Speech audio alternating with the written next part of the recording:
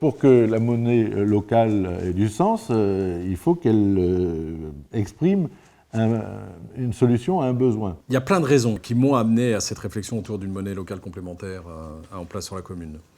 D'abord, une situation locale, socialement très difficile. Nous nous sommes rendus compte que nous avions des commerces de proximité très particuliers, très boulonnés, qui fermaient, faute finalement peut-être de rayonnement, de connaissance de l'existence du commerce ou de son importance dans notre tissu économique. On a une population avec un pouvoir d'achat bas. C'est une population qui consomme assez peu et qui consomme, quand elle consomme, dans les grands centres commerciaux de périphérie. C'est pas propice à l'épanouissement du commerce local.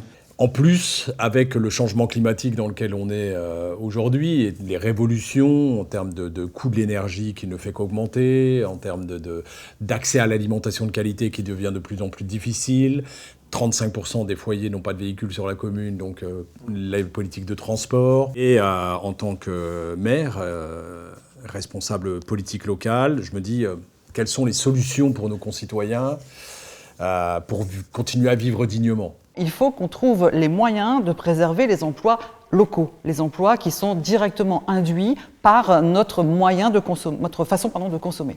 Tout ça fait que je m'interroge beaucoup autour de cette monnaie locale. Nous avons souhaité mettre en place une monnaie locale, d'abord parce qu'il y a des vertus qui sont des vertus pédagogiques, et de faire en sorte que sur un certain nombre de sujets de consommation au quotidien, nous puissions avoir d'autres modes, d'autres instruments d'échange. Et puis, autour de cela, d'avoir une monnaie vertueuse, de rappeler comment cette monnaie locale peut soutenir les circuits courts, la production locale, de faire en sorte que par la monnaie locale, nous puissions aussi donner plus de moyens. On sait très bien que ce qui crée de la richesse dans une communauté, c'est pas la quantité de monnaie disponible, mais c'est la vitesse à laquelle cette monnaie tourne et se transmet. Un des attraits d'une monnaie locale, c'est de la rendre non épargnable ou inutile si on choisit de mettre ce mécanisme en jeu, et donc de la forcer à tourner et donc de la forcer à créer de la richesse. Donc ça, c'était un truc où je me suis dit, tiens, il y a peut-être un truc à voir de ce côté-là. Je crois que c'est ça la question qui s'interroge aussi la monnaie locale. C'est, voilà, j'ai de l'argent, c'est quelle est la meilleure utilisation que j'en fais de cet argent-là. Et c'est là où du coup, même la monnaie, on pourra réinterroger toutes les consommations. Et c'est bien l'objectif que j'ai derrière. Alors, bien sûr, il ne s'agit pas de se substituer à la monnaie classique. Ça n'aurait ni sens, ni esprit de réalité. En revanche, de dire qu'il y a d'autres façons d'avoir le lien économique avec d'autres supports. Justement, ça me rappelle un élu, on parlait de la troisième révolution industrielle, donc l'économie circulaire, l'économie de la fonctionnalité, etc. Et puis l'élu en question disait, enfin bon, vous êtes bien sympa, monsieur Rifkin, enfin, est-ce que ça crée de l'emploi tout ça? Est-ce que ça crée de la richesse?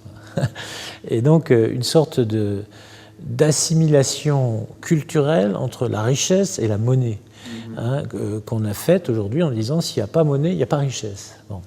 Or là, le détour intellectuel, c'est de dire, vous inquiétez pas, il y a de la richesse, mais donc on va créer de la monnaie.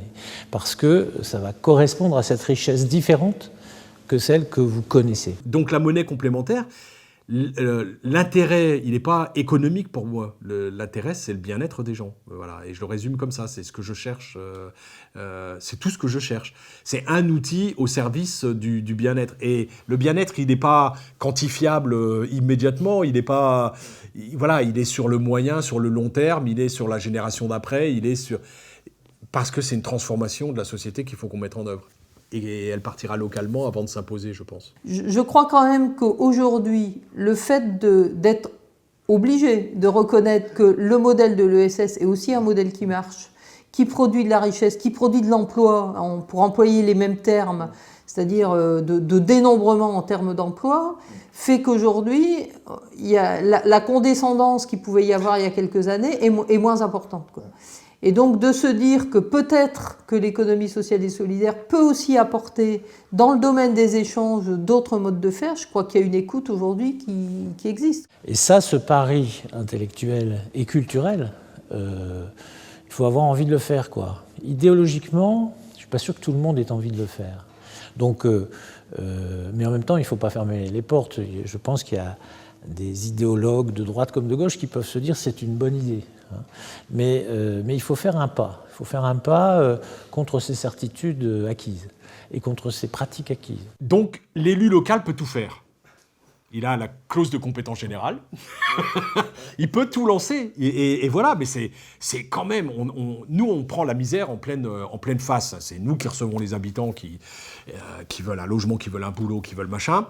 On peut lancer un tas de choses derrière. Et donc, allons-y, quoi.